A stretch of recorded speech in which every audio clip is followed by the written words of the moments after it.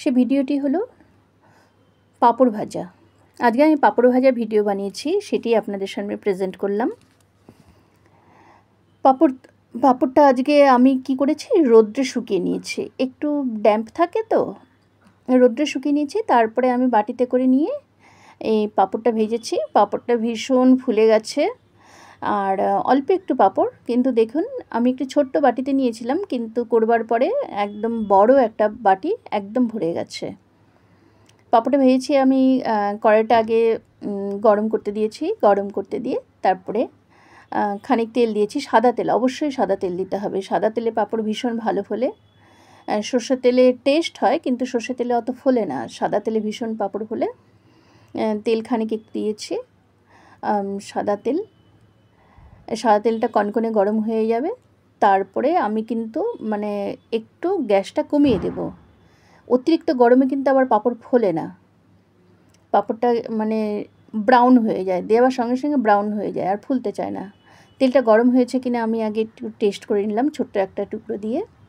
দেখছি তেলটি এখনও গরম হয়নি। এইভাবে আপনারাও করবেন, ডাইরেক্ট ছেড়ে দেবেন না। এইভাবে পাঁপড় ভাজলে খুব ভালো হয়।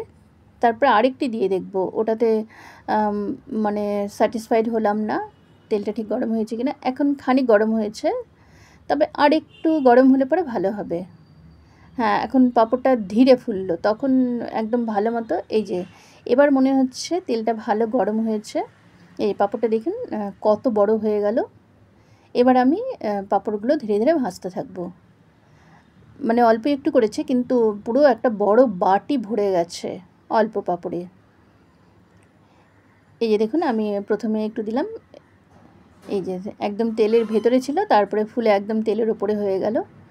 পাঁপড়টা একটু ওপর নিচ করতে হবে, তেলের ওপর নিচ। তারপরে যেগুলো বাকি থাকবে, ভাজা বাকি থাকবে, সেসবও কিন্তু হয়ে যায়।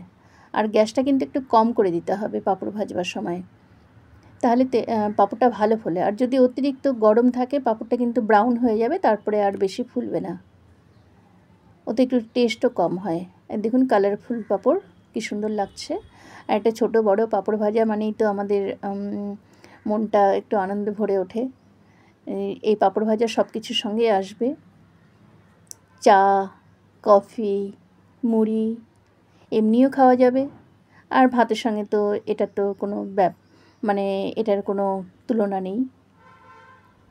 দেখুন আমার পাঁপড় ভাজা কেমন হয়েছে। ছোট্ট একটা বাটি থেকে এটা কিন্তু অনেক বড় একটা বাটিটি পুরো ভরে গেছে।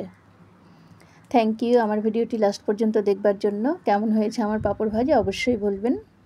এরপরে আসছি পরের ভিডিওতে। বাই।